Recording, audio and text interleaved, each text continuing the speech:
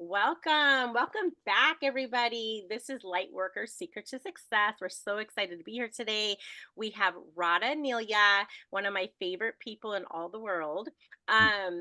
Welcome back, Radha. We're so excited to have you here again. It's been, I think, several years since you were Mhm. on our platform.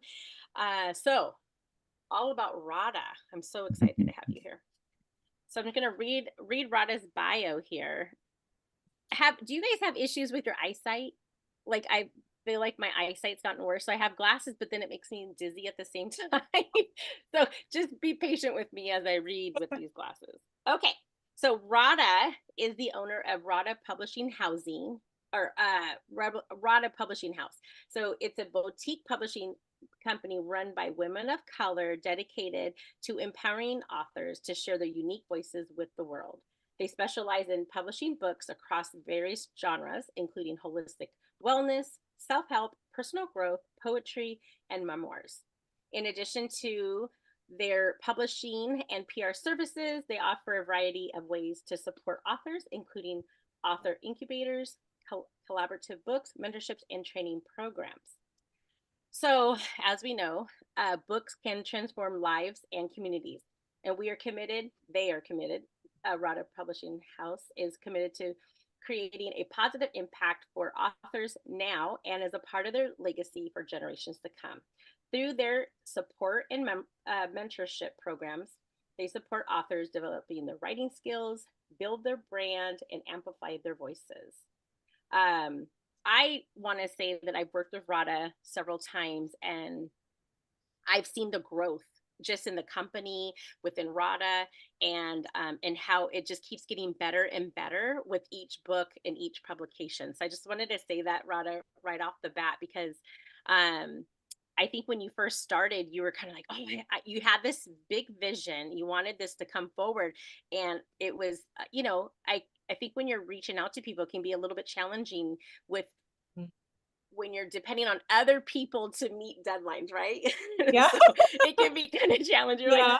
I have this deadline. So I think this just with that growth too, it's been like remarkable. And um I was in your your your first book of energy healing and soul medicine, That's this right. one. Oh, yay. And my chapter in here is called Angel.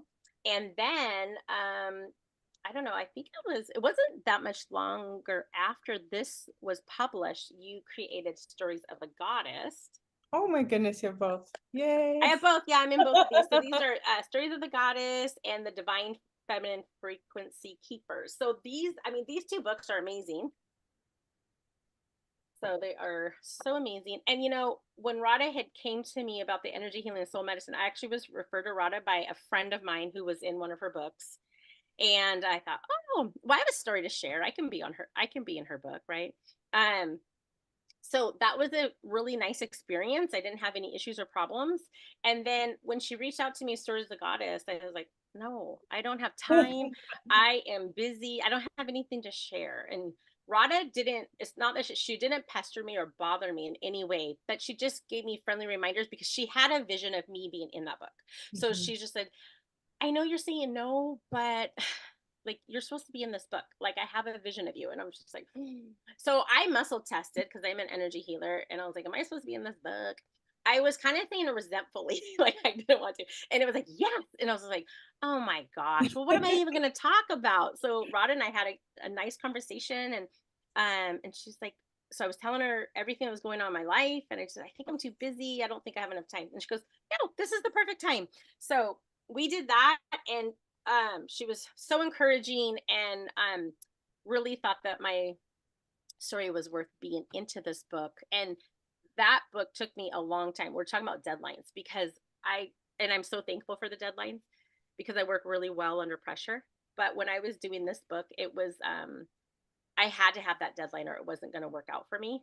And so anyways, I won't go into my stuff about me being on all the books, but I know since these two books, you've had so many other books that have come out, and I'm just like so amazed. I don't know how I missed all of these. So you Yeah. have, so you have the energy healing and soul medicine. You have volume Mhm. 1 and 2. Volume 2, we are going to be launching that shortly. Oh, okay. So that's not out yet. Yeah. Oh, it's not out yet. Okay, but it's in the works. Well, we're actually going to open it up to energy healers and anybody that has interesting modalities and things like that. So there's an open Oh, for that. Yes. oh, there's an opening for that. Oh my gosh. Yes. Okay, I wasn't aware of that one. Okay, cool. So you have so volume 2, you have openings for that one. And then you have the Awakening Star Seeds, volume 1 and 2 and 3. Yes. Did I get that right? Oh, I'm like, A lot of star seeds out there. yeah, there are so many. And then my friend Mhm. Halty's in this one, the Who? Awakening Star Seeds. Oh, Halty. yes, that's right. Yes. Yes. Yeah. So Halty's all of our friends here. He's all of our friends. Okay, and then you have Pillar of the Light, Goddess Activations. So this one says it's the Infinite Cosmic Records, Sacred Doorways to Healing and Remembering. Oh, that's really nice too. I like that. That one's with Maya the Shaman. It's just her book. Well, Oh, that's her book. Okay. it's her book, but then it has like all of her clients who share their stories of going into the Infinite Cosmic Records. And that's something else we can do for all of you healers too out there. We can help you curate your book based on your clients' experiences. So they can actually write in your book, and we help set that up because it can be a little complicated. You have to get everybody to sign certain agreements, and it's still a compilation of a lot of stories. So we take all of them and then we put them through the editing process and gather everybody, and we do the interviews for everybody. So it's a very empowering way to share a modality if somebody has a new modality. That's nice. I love that. And also, we know that we're all energy healers here. And just because one person, you could have 10 different, practitioners of the same modality, but they're all going to be different because we all Yeah, have different personalities and it's so true. The filter in which it comes through is different, how we yeah, bring it forward. So exactly. All right. So another book you have is the Infinite Cosmic Records, Sacred Doorways to Healing and Remembering. Nice. So is this one already published? yeah, that one's already out. That one is with Maya the Shaman and all of her clients. Okay. Maya. Okay. Is it Maya? Maya, yeah, Maya the Shaman. Nice. Okay. This one, tell us about Dolphin Odyssey. Oh, this one's really, really good. So Dolphin Odyssey is with Eros Christos, and he's asked us to do his whole collection of books that he put together his whole lifetime. And, he's in his 80s now, and so he just asked that we could put them out into the world. Oh, And he's had like this incredible connection with the dolphins. He came from Europe and kind of had, from an elite kind of situation, but he left everything in order to go on his own journey of self-discovery and spiritual awakenings. And so he's been in communication with the dolphins for a long time, actually like talks to them. And he does this thing called sonic codes where he does these vibrational activations, and they help to heal and activate us too. yes, I believe in that. I was just reading something yesterday about, vibration and frequencies. And of course, we all believe that that is the way to heal. Okay, that's beautiful. I love that. I have a really connection to dolphins, so I love that. Okay, so let me just see this other one. Okay, so we talked a little bit about Stories of the Goddess, Divine Feminine Frequency Keepers. Oh my gosh, Embracing aloha. Embracing Aloha. Yeah. So that one is it's a book. It's kind of, to me, it's like a movie. It's a fast-paced adventure about the corruption, about the corruption that's really going on in Hawaii right now. Okay, And I mean, it's based, based on true things going on, but it's, nice. he was just downloaded to write this. And so he wrote this actually a long time ago about how people are going to come into Hawaii and exploit it, and they want to turn it into their cash machines and kick everybody out. So it's such a true, relevant story. And this is one of our books that we think, it could eventually turn into a film because it has that ability. The characters and everything is so beautiful. There was a movie that I just watched called Aloha. Amanda, we watched that, Oh, right? Oh yeah, we did watch that. Oh gosh, yeah, we did. Yeah, and it's very With similar to what Ashley. you're talking about. Yeah, oh wow, I'm gonna have to check that out. It's called yeah. Aloha. Aloha. Aloha. Yeah. Aloha. Yeah, Okay. yeah. We did watch it. We liked it both. Okay, you're gonna have to help me with this book or this Okay. name. Is it Maharlika? Which one is it? Maharlika? Oh, Maharlika. Oh It's yeah, in search of Maharlika. identity. Yeah. So this book Oh, is one of our authors is in the Philippines, and he is sorry, the garbage truck is outside making all kinds of noise. I hope okay. Of course they want to come as soon as we're doing this. So Maharlika in Search of Identity. Deo Palma is one of our incredible authors, and he is from the Philippines. I actually met him when I was there doing some community service. So I actually got to see how he serves the community. I mean, he doesn't really have funding, but he's always going out and feeding. He goes all the way into the mountains where the indigenous are, who haven't come, really into the cities, and helps them with educational tools. He opened up a school for children, and so my mother and I have really we really believe in his work. He's always, when there's crisis, like there was a time where the roofs were blown off of the huts in the Philippines, and he sent all the pictures to us and asked us to help. So we try to help him out, where we can, and also educate others. But this book is really about the true identity of the Philippines, which was named after King Philip, which is, a very toxic situation there, mm, brought a lot of disease and distortions, and really changed what was originally known as Maharlika. So, a lot of Filipinos want to bring back the name Maharlika for the Philippines, oh, because it was King Philip he brought a lot of terror, and he really distorted the culture, the true nature of our culture, and therefore he's bringing forward the true history of Maharlika with the Philippines. nice. And yeah, it's Rada, really, do you have the Filipino background? yeah, my mother. Oh, she's Yeah. Filipino. You know, my two daughters, Mariana and Amaya, they're half Filipino. Oh, really? No Uh-huh. way. Yeah. Oh, wow. They Well, should more read, they a should read. quarter. They're a quarter. Yeah. Mm-hmm. Yeah, that's it. Yeah, so that's nice. Oh my gosh. I That's should get that great. for them so that they can, feel like Connect to the yeah. culture, because a lot of us have been misinformed about history. I mean, we know across the board history was really rewritten by the Yes. conquerors, and that a lot of true history has been written out.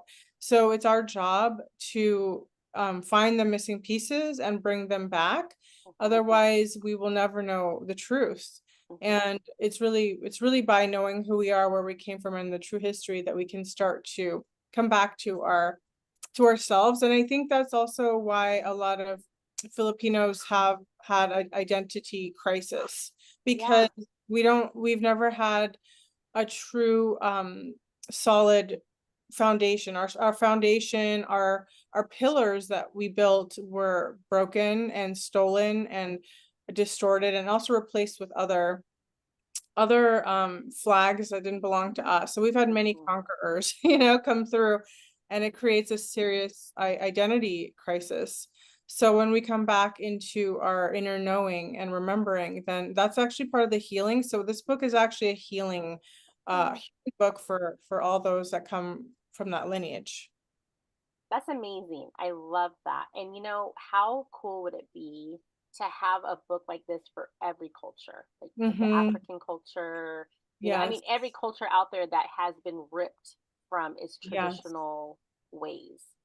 Mm-hmm. Even like having a Native American book for natives. Yes. I've thought They're about that. Native Americans are such great storytellers, and that's how they would pass down their information is from, Mm-hmm. generation to generation by storytelling. Um, so that would be awesome if we could I agree create with you. that. It will happen. I know it will happen. There will be one person, from each culture that is going to come forward. That is Hmm. assigned to come forward. It's a divine assignment. It's a lot of work. He spent a lot of his life researching and doing that. He spent so much of his life besides all of the charity that he does, but so he's an incredible human being, Deo Palma. That's so nice.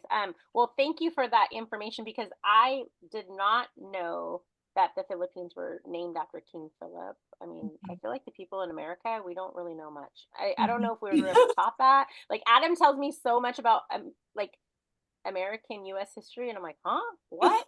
I I had know, no idea right? about that. And he's like, what did you guys learn in school? I'm like, I don't think anything. Yeah, Clearly exactly. nothing. Okay, so then you have Kuan Yin, Goddess Activations Healing Workbook. So that's an actual workbook. Do you like write in this Yeah, so one? that's based off my own modality called Goddess Activations. Oh yeah. And I do I work with each archetype, there's so many goddesses, and so Kuan Yin was one of the first goddess archetypes that I really worked with, and she's so near and dear to my heart. She's brought me through a lot of tumultuous times and a lot of grief, and and also she's taught me a lot about patience. Like she's mentored me with patience, because I've never been a patient person. And most of my lessons in life were about patience. So Yeah. I had to learn the hard long way. And my dad would always joke, Kuan Yin's not done with you yet. Yeah. Yeah. So Yeah. Well, don't ask for, people pray and they'll pray for patience. It's like, no, mhm. because then you're going to get events in your life that, require patience. So Yes. I don't pray for that anymore. I don't pray Yeah. for that. I don't pray for strength. I'm strong enough. I don't need any more things strengthening me. Exactly. I, But she's such a beautiful being, and yeah. she's also she can really help with the heart when we've experienced a lot of trauma in our life and a lot of pain in our heart, and we feel hopeless. Kuan Yin is the most loving being, and she just comes back to me over and over again and reminds me to come back into my heart.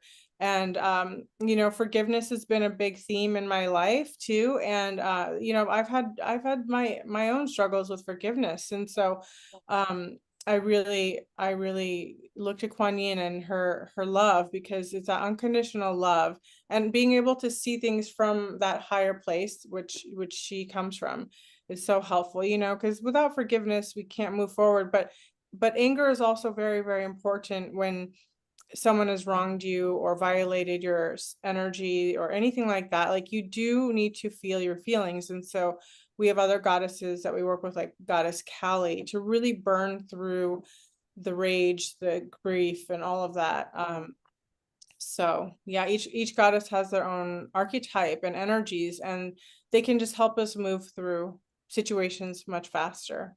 Yeah, and I guess I wasn't really aware of those archetypes before you and I had the conversation about being in Stories of the Goddess, and I think it wasn't until right before I wrote my chapter I really didn't know. Like, I there could be so many things I could have written about, but I didn't know, and I actually prayed and I just said, okay, I have kids that are in addiction, and I said, if this book was to fall in the hands of a parent who is struggling with a child in addiction, like, what would that message be? How could I bring them hope in that in our reality that looks so bleak? And that's when I had the channeled message come through with Shakti, Mhm. the divine, the divine aspect of our creator, and then my higher self, with his Lady Faith, and then they brought me into the conversation. So this chapter, people say, "What is it about?" I'm like, I don't know, because it was channeled. Like, you have to read Mhm. it. You have to Yeah. read it. So I didn't know, but I had no idea until you had mentioned that, and it wasn't until Shakti came through, because I didn't have an awareness of her prior to that. But see, that's beautiful. That's why it was also meant to be, so you could connect with that energy that was already connected to you, Yeah. your awareness of that. And then also I knew in my heart that you had something so important to share, because we think because we're struggling sometimes that we don't have anything to share because we're going through it.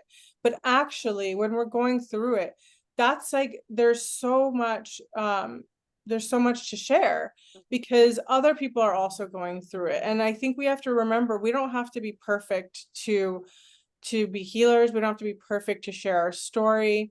And perfection is not part of the equation, because life is meant to have challenges. It is meant sometimes to have obstacles, and we're also meant to overcome them, right? And to share them in whatever aspect, even if our heart is bleeding, there's something there. And I really felt that your particular story is so powerful. And I have talked to so many other women who are experiencing those, things that you're going through. And so it is relevant way more than what you think. I've had many women tell me that your chapter resonated with them and that they cried when they read it, and so you just don't know who you are touching. And people they don't always just reach out. Sometimes it's something that they hold dear in their heart. You gave them a torch of light and they carry it forward. So you just don't know who you're touching. And I think that's what makes it so special. So your story was so relevant and so important, and is still so relevant. And I hope that we can share that in a bigger way too, Yeah, that'd be wonderful. Thank you. And I had a girlfriend, because once I wrote it, like I said, it was just channeled, and I didn't read it again because I didn't want to change it. I didn't want to put my own thoughts Yeah. into it. Like, Yes. wait, is this supposed to be in there somewhere? I was like, no, I don't want to ruin it. Yeah. So, I had a girlfriend of mine came over and said, "Can you read my chapter? I'm gonna submit this." And she's like, "Sure." And so she read it and she was crying. She was like, "That is so touching, so beautiful." And I'm like, "Really?" Because I didn't read it again. I was like, "Gosh, I need to read it." And I sent it to Adam too, and Adam was like, "Oh, that was really good." So, Oh. the last one we have here is Poems from the Heart. So that's your newest creation right now that you're working on, or that was Yes. just No, that one is out. So it that just was came out? out paperback the 27th. Okay. And we have authors from all over the world, and I mean poets, and I love poetry, because sometimes we don't want to over explain ourselves at times, and we want to just get the essence of whatever it is we're going through. So poetry gets straight to the heart of the matter. We don't fuss around about it, whether it's love, whether it's longing, whether it's grief, loss, whatever it is. We're all connected with the universal heart. And that's actually what makes us human. And, with all of these wars going on, we have forgotten our heart. And so this book is just a reminder to come back into our heart, that it doesn't matter where we come from. We're here, and we all have hearts, and they experience so much. So I think we can find more relatability to each other through the heart. Well, I was going to mention that when I was in high school, if it wasn't for poetry and writing poetry, I don't think I would have made it out alive, honestly. I went through so much in high school, and I was I created a poetry book. I opened it up to my entire high school, and I had to formulate, like, I don't want to say all by myself because I did have a helper, but I did most of it by myself. And Wow. one of my instructors, she loved the idea. So she's like, "Yeah, if you could put it together, we'll publish it, da da da." We sold it for $1. But it Wow. was so cool. It was everybody that had Amazing. the chance of wanting to bring their poetry and their feelings out into a book. And I had so many people that were just so excited to be a My part of that. goodness. So you actually curated a poetry book. Yeah, I did in high Oh, school. I would love to at some point love to hear one of the poems, one of your poems. Yeah, well, I'll have to ask Adam maybe where he put it. It's like in a childhood box, Yes. so I'd have to like dig through there and see where it's at. But it's so cute because I used to sell cookies. Remember, like those warm cookies, Otis Yeah. Spunkmeyer cookies. So I used to bake those during one of my periods, and we would send them out. So the guy that worked with me, he was an artist, so he created the front cover, and it was like the cutest little dinosaur, like coming out of an egg. So it was like being born. It was the cutest thing ever, though. Yeah, it was cute. So Oh my goodness. that I is so love awesome. Well, I love your books. Like you said, they touch everybody in different ways, and it's just so important to get um our stories out because Mhm. they're very relatable. I mean, even the stories that I read, I'm like, oh, I can relate to that author. Mhm. And that's one of the reasons why we invited you on today, is because we, as a group here, Lightworkers Secrets of Success, we want to interview the authors, and we want to kind of hear what they're doing, and why did they choose to be a part of your project. And um, I started to read. Well, and the other thing too, honestly, guys, um, I hadn't read the books, and so I thought, in order to hold myself accountable to read everybody's chapter, I wanted to have that one-on-one with Mhm. each author, and then I could really like put their essence into their chapter as I'm reading it. So we want to invite them to come on here. We'll interview them. They can either just do an interview, or they can choose to read the chapter to us, whichever one they Yeah. choose. I think I'll ask them before. So we're really excited about that. And then as we go through, and we can do that for each book, Mhm. moving forward, to get everybody's Oh, amazing. information out, Yeah. and the healers. So you're looking for authors right now. Can you tell us, okay, what books are you looking for authors? So we actually we just finished Poems from the Heart. So you would not believe how many poets wanted to continue on. So we're going to be doing another poetry book. Okay.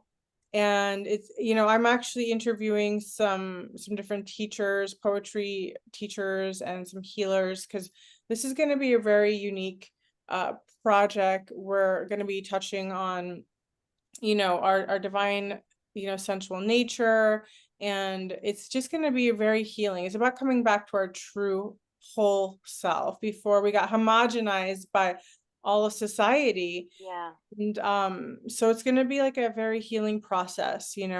So I've contacted quite a few teachers, and I really want to bring in different variety for Mhm. authors in the author incubator, and make it really, really juicy, and like, I consider these to be transformative journeys. I'm transformed by them, and I always feel that our authors always tell me that they're transformed from them too, and so we all grow. And sometimes there are little bumpy parts too in the process, like, and that's just normal, but it's not everything is work outable. So our next book is going to be a poetry book, and then we are also going to just kind of open up our space for the Energy Healing and Soul Medicine Volume 2, Okay. because we know that right now, there's crisis in the world, and people are looking for new ways of dealing with challenges, Mhm. and energy healing is one of those tools that's so powerful, and whatever is right for that person that's reading it, I believe that there's like a healer for everybody. Mhm. So it's kind of like this beautiful directory, Mhm. and we send it out into the world, and people can read it in other countries too. Yeah. So who would be the right person to be considered for your books? Somebody that's been on their journey, that, we like to work with people who have a level of maturity, who know how to hold, they're not looking for us to just do all the work. Like, they need to show up and participate, and be proud of the work they're doing. We're really unique as a publishing house, because we really consider our programs leadership programs. We don't really Mhm. say that, but it is a leadership program. So you come in, and we're training you in stepping into your leadership, owning your work, owning your voice. We do also author interviews, press releases. So we get you into the spotlight, but you also need to participate and also be part of the community. Like, it's very Mhm. important to get to know your fellow authors and to support them. And that's the vibe that we go for. It's community, it's Mhm. connection, and it's something that's priceless. And the people that really show up and participate, they get so much out of it. They really, Mhm. really do. it's like they feel like it's the best thing they've ever done, but they've shown up, you see, and people that don't show up, they maybe have a different experience. So Yeah. it's very, very important, and we want people to be each other's allies. It's important to start thinking about networking, and instead of competition, we are all about collaboration. Find the person in the group that you're connected with, collaborate with them. We I encourage love that. to shine, to do workshops together. Find your tribe, you know, that's what it's all about. So the collaborative books open up that opportunity. And it's really up to the individual if they're willing to show up and be part of it, or if they're not. And so if they are, there's a lot of opportunity. There's a lot of spotlight that's available. Though, you know, a lot of healers are very nervous about stepping into the spotlight, you know, that witch wound. And I think we all know that one, where we've been persecuted in other lifetimes for having gifts. And I personally suffered from witch wound before I started all of this. I had to go through a 6-year journey of like, you know, storytelling and workshops and voice coaching and all of this stuff to get over my terror of being, you know, of being persecuted. And so what we do is also, we understand that a lot of healers have that persecution wound. So we actually cater to that, and we do some clearings and activations also. So you get like this holistic experience. It's not just, here's my chapter, goodbye, good luck. You know, it's very immersive. We put all of our energy into the author incubator.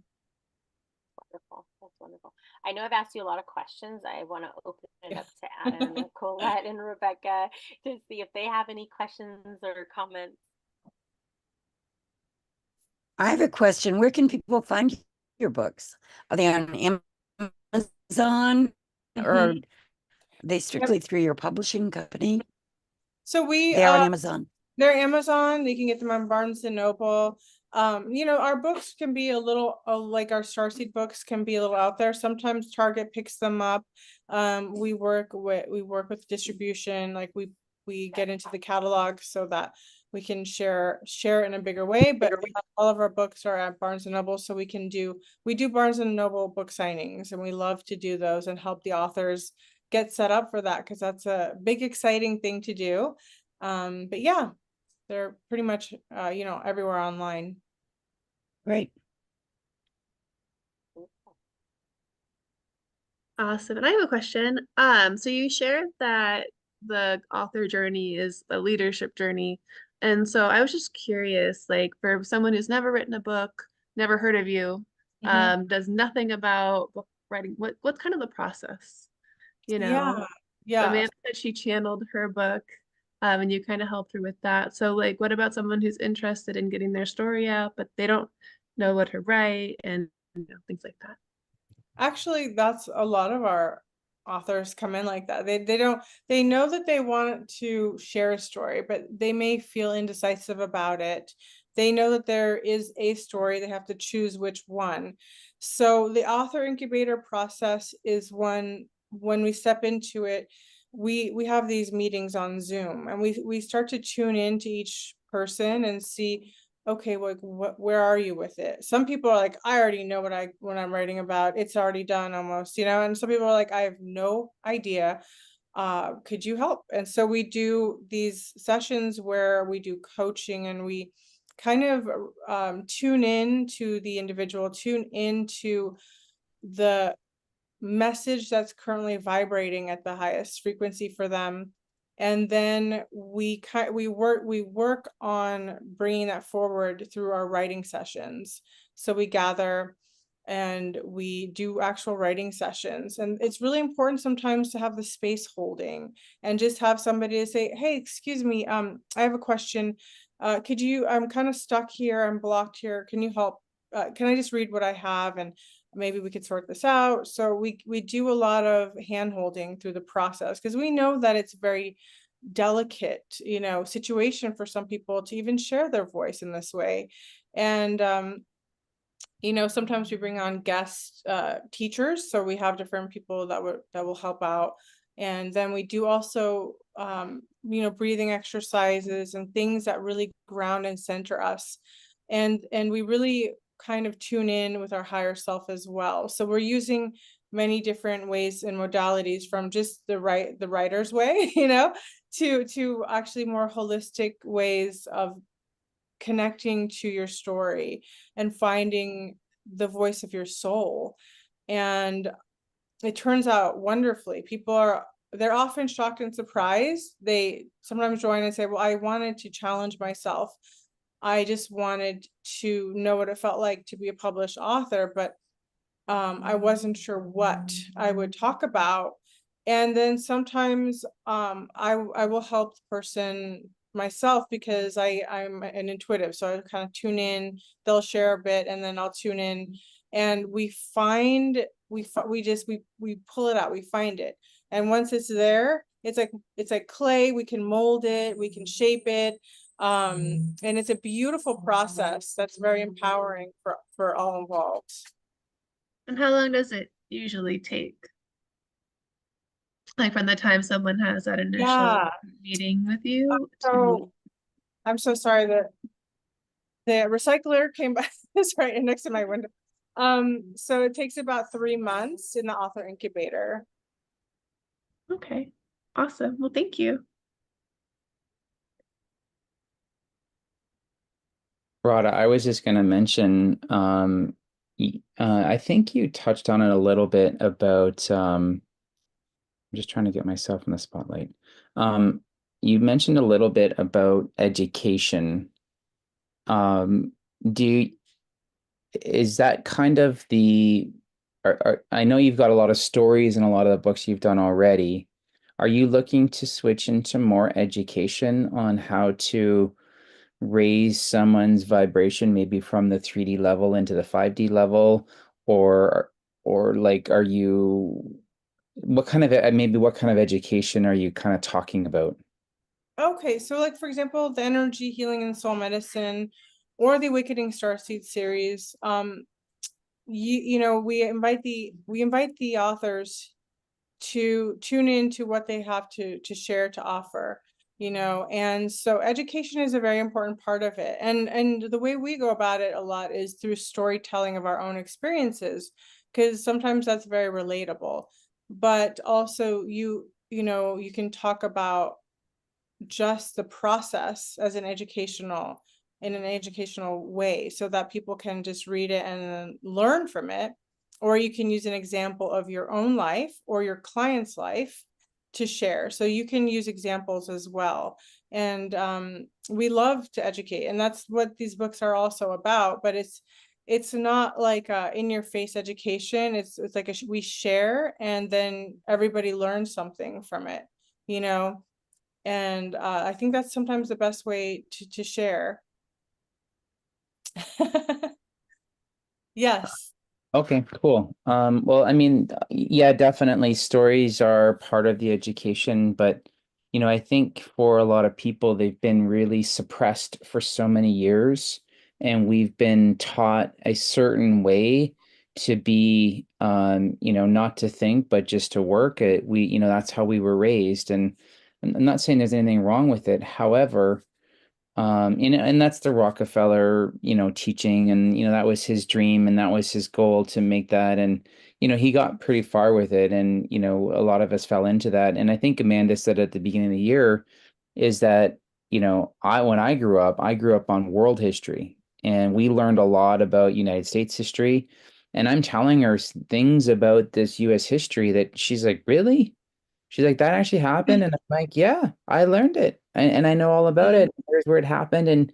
And so, and like, I know a lot of other history and geography that I know a lot of Americans don't know, because they've just never experienced it, or they don't even, like, I mean, you're just hearing. So I'm just, thinking about the education and how important it is to somehow get someone at least started into that program, and get that kind of fire in their belly lit up, and go through chakras and kind of learn all that and get that going. That's the kind of education that I'm kind of thinking about when you said that. Absolutely. So that is absolutely welcome. It's up to the author to bring that forward. You know, just like Deo Palma, he's bringing forward straight education. There's no, he's just telling it like it is and sharing, and people will read it and they can do what, you know, what they want with it. So like if people come in and they already have their books in mind, or they've already written their books, like we're helping, we have a sovereign author program where we help the authors who have already written their whole, or they're not completely done, they need some help, but we help them to complete it. We help them with their cover, with their with their bio. We do the interviews, we do the PR, we do everything, and then we upload it into the you know, universe and send it out. But you know, so it's up to the author what they bring forward, you know, and if it's in alignment, then we're like, okay, great. And the sovereign author program is really great because we don't take any royalties from that. We just let you guys keep them. We don't want to enmesh in that, you know. It's just a way of you being empowered and sharing your work. We support you, you know, from start to finish, and then help you push it out with energetically and share it. So, you know, yes, to answer your question is yes, we absolutely do. You know, I thought you were referring to our collaborative books, which are people storytell in many, many different ways. But we love it when people have a vision, and we love it when people have a mission, because those are the people that we work with, you know, those are the people that we're meant to work with. And so there's many ways that we work with our authors. Some authors come to us after they've already even published their book, and they're just looking for that PR support. They just need that energy, that loving energy support to help, you know, push it out through interviews and various ways. So there's no like just one way that we work with people, and there's no just one subject. We're about bringing forward our truth, you know, the truth of history, whatever truths are meant to come forward. And we're all about the true voices of the people, you know. So that's what matters. We're in a time, we know this, where we're trying to re-educate ourselves from all the conditioning and programming in which we've been indoctrinated in. And it's really a tough, you know, a tough unfolding. The awakening process can be painful and hard, and we're here to, you know, encourage people along the way to keep going, just like our Awakening Starseed books are all about like the awakening, whether it be a painful or like a blissful or whatever it is. Like we all have like those pieces in us, and we all have so much to share. So I look forward to hearing more about what it is that you have to bring forward. Cool. Thank you so much. I appreciate it. Well, guys, would it be okay if I just maybe read a little bit of the book that I'm in? I'll just tell you guys a little bit about. So the Energy Healing and Soul Medicine was the first book that I was in, and this one actually has Colette's name in here too.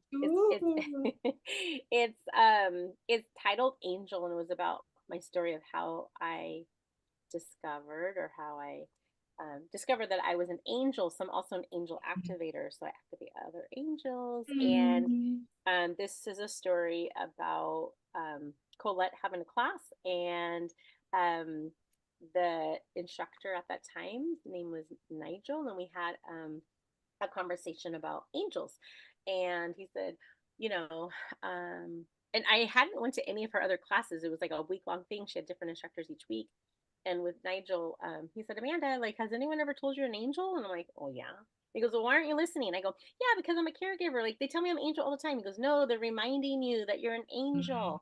And I was learning how to like muscle test at this time, and I was like, okay. So like, I didn't really put too much into it, and I was like, oh, he probably tells that to everybody. But then I got off and I was like, am I an angel? And I got a yes. And I was like, oh my gosh. And it was just crazy. So then I thought, well, everybody's an angel. But I found out very quickly that they're not. They're not angels. So anyways, it's so funny. But okay, so what I want to do is I just want to share just a little bit. I'm not going to read the whole chapter, but I just want to tell you a little bit about the stories of the goddess, just because that's where my near and dear heart is with addiction. So So the title of this is Catalyst to the Divine. Mm. And that right there is like, wait, what? How can fentanyl be a catalyst to the divine? Mm. And it goes against what we think, right? So, Mhm. so it says fentanyl, a spiritual catalyst to the divine, with the question mark. I was receiving an energy healing from Sharon Doer, and she asked me what I wanted to focus on. Usually I would say whatever popped up that needed to be healed. But this time I told her I wanted to know why I was blocked from writing this chapter. I Mm. had a hard time with this chapter. We did an exercise and we invited God to come. And I could ask anything bothering me, hoping that it would give me direction. I immediately asked God why I was being blocked from writing my chapter. He said it's because I would channel a specific message from God themselves. That took the pressure off of me. I channel all the time. Ancestors pop in and want to get messages for their loved ones that I'm working with. My guides and angels pop in and give me messages. By far, this was much bigger message. This message for parents, or this is a message for parents who have children addicted to drugs, specifically fentanyl. So I just want to leave it there because I don't want to read the whole thing because I do want people to read the chapter and for them to feel it in their heart. But it's a very specific channeled message for parents, not just mothers, but fathers and grandparents and aunts and uncles and children who have a loved one that is affected by someone's use of fentanyl, because it is something very, very different that we haven't seen in a long time. But the chapter does say that when these individuals get high, they're back in connection with the unconditional love of our Creator. So it's like, oh, well, okay, that makes sense, right? Who wouldn't want that? Because in this world, it's very dense and very hard, and most of these people that are in addiction, struggling in addiction, they're angels, and it's very hard to separate yourself from our Creator of that unconditional love that we're all together, and to be separated from that and come here is very, very difficult. And some angels find it really, really tough to be here during this time. So so Yes. that's about my chapter, and I hope it can help people just understand, because I think as a parent in this 3D reality, we want to either blame ourselves or blame them or blame whoever, instead of looking at it as a spiritual 5D experience. And I am guilty of teeter-tottering between both. So anyways, oh my gosh, Radha, thank you so much for being here. I love all your books, all your ideas. I follow you on all your pages, and Rod and I are working together to do some energy healing to help people with their own stuff. Well, we're just talking about the darkness and Energy and how people, attacks. the energy attacks and the energy vampires and all of that other stuff that we experience being on this earthly plane. So that's our next project. So I find that to be very fascinating. Thank you so much. Please, please, please. If you haven't liked our YouTube channel, please like it, subscribe, so you can see the next time we go live. And we're going to be featuring different authors from Radhaa Publishing House. Thank you so much. Thank you. And